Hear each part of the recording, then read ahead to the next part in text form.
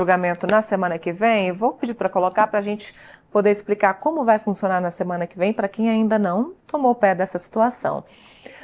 Fazendo uma contextualização do julgamento nessa semana, o ministro Cristiano Zanin, que é o presidente da primeira turma, abriu aí sessões extraordinárias para o julgamento do núcleo 1 da trama do golpe. Nesta semana, os julgamentos aconteceram, as sessões de julgamento aconteceram no dia 2 e no dia 3. No dia 2 foi o dia todo, de 9 horas até 6 e pouco da tarde, e no dia 3 aconteceu de 9 horas a 1 hora da tarde. No segundo dia, era para ter terminado ao meio-dia, mas o presidente da primeira turma entendeu que deveria ouvir todas as defesas e deixou então a sessão terminar lá para uma e pouquinho da tarde. Então nós já temos o relatório, já temos a acusação feita pela PGR, tivemos as defesas todas que falaram, dos militares. A primeira defesa que fez o seu papel foi de Mauro Cid, lembrando que essas defesas são feitas por ordem alfabética, apesar de Mauro Cid não ter a primeira letra do alfabeto, ele foi o primeiro a ser defendido porque ele é o delator. Lembrando que toda essa trama do golpe só teve essa investigação maior por conta do que foi encontrado nos celulares, nos computadores e por conta da colaboração premiada feita pelo tenente-coronel Mauro Cid, que era o ajudante de ordens de Jair Bolsonaro. A gente teve também a defesa do deputado Ramagem. Alexandre Ramagem é deputado atualmente, por isso ele foi imputado de 2 crimes específicos. Então ele não cumpre, ele não está sendo acusado dos 5 crimes que todos os outros estão sendo imputados, ele ficou livre aí de 2 crimes específicos, ele ainda é deputado e é esse o motivo dele ter sido imputado dos 2 crimes. Tivemos a defesa no dia 2 do próprio Jair Bolsonaro, que colocou a culpa muito nas divergências do depoimento, na delação do Mauro Cid, disse que Jair Bolsonaro foi dragado por um golpe que não aconteceu, por uma ideia que jamais foi colocada em prática. Bom, vamos ver como vai ser na semana que vem, então, dia 3 e dia 4 de julgamento.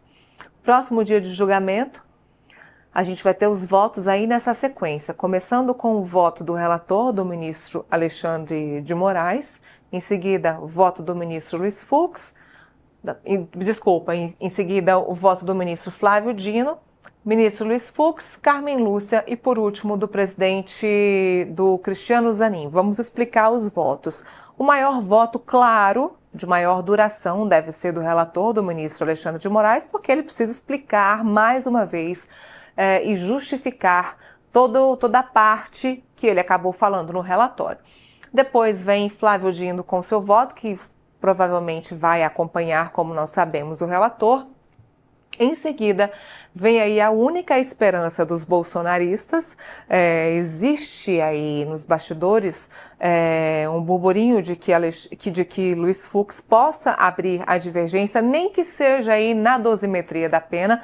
Isso porque Luiz Fux já deixou claro em outros momentos, como no momento de instrução, em que eles ouviram os réus ali frente a frente, que achava que essas penas eram duras demais.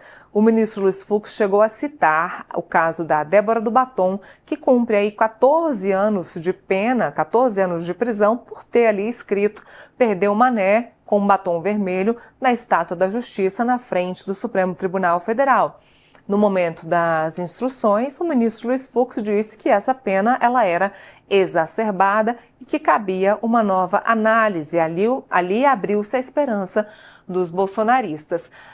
A expectativa é que a maioria seja formada aqui com o voto da ministra Carmen Lúcia, que deve sim seguir o voto total do relator, e o ministro Cristiano Zanin encerrando o voto. A partir do encerramento do voto, tem-se a determinação da pena, uma discussão, então, de quais serão as penas para esses 8 réus, Jair Bolsonaro e mais 7 réus. Lembrando que 5 deles são militares, eles podem sim perder as suas patentes, devem provavelmente perder a patente. A discussão é a seguinte: essa patente, ela vai ser retirada pelo próprio Supremo Tribunal Federal no julgamento ou vai ser retirada pelo Superior Tribunal Militar? Essa é uma discussão, viu, gente, que já existe nos bastidores, porque o STM entende que essa é uma atribuição do Tribunal militar. Isso também interfere muito na sanção e nas penas desses 5 militares ou ex-militares, se assim forem, se perderem suas patentes, porque os militares têm lugar nas unidades militares para ficarem presos, né? Então, isso pode prejudicá-los um pouquinho no local da prisão. Falando então sobre as penas, Jair Bolsonaro não vai sair no dia 12 já preso, assim, direto para cadeia ou unidade militar, seja lá qual for o local que ele for preso. Ainda existe um momento ali de documentação, um momento que o próprio Supremo Tribunal Federal leva ali para fazer toda essa documentação desse julgamento, que leva cerca de 15 dias, mas pode ser até mais rápido. E depois disso, a defesa ainda tem direito de entrar com os embargos de declaração. Se houver divergência de 2 ou mais ministros da primeira turma do Supremo, abre-se sim então espaço para os embargos infringentes, que são o segundo recurso que a defesa pode entrar, ganhando aí mais tempo e mais argumentos para conseguir, por exemplo, uma prisão domiciliar para o ex-presidente Jair Bolsonaro. Então é assim que vai se dar o julgamento na semana que vem. O Metrópolis segue acompanhando em tempo real, assim como fizemos na semana passada, com muita análise, com muito bastidor, reportagem na rua, nós aqui comentando o tempo todo, comentando no intervalo, comentando ao final do julgamento. Então, acompanhem conosco a segunda semana do julgamento do Núcleo 1 da suposta trama do golpe. Eu queria